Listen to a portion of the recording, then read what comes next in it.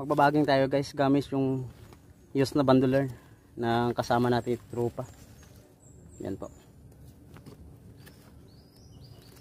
Yung gagawin natin dito, lalagyan natin ng plate. Ito yung plate. Bakal po ito. Bakal po. Ito. Bakal po yan na ganito kakapal. Yan. Dalawa po yan. Yan. Ito yung isa. Yan, yung maririnig nyo. Bakal po yan. Ito po yung dalawa na to is nagkakatimbang ng 11 kilos yung dalawa na ito.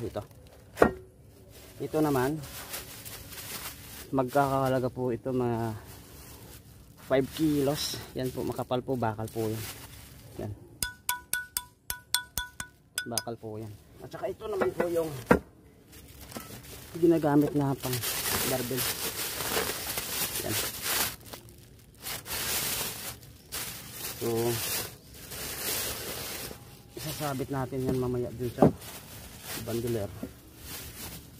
Although nakapag-exercise naman ako ngayon, basta nga tayo ng pawis, pero yan.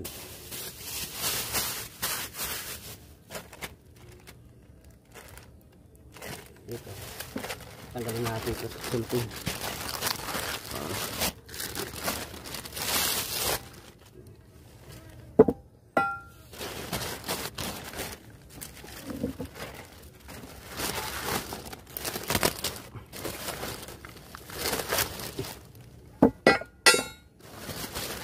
Okay.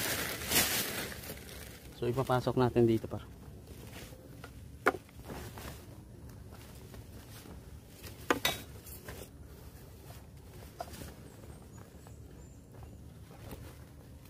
Update ko lang po kayo.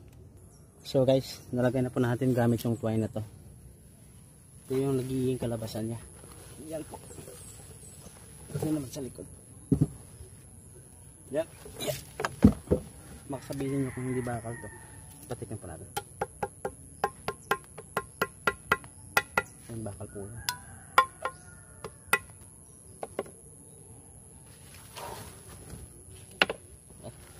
Hey guys, thank you for watching. Follow po mo.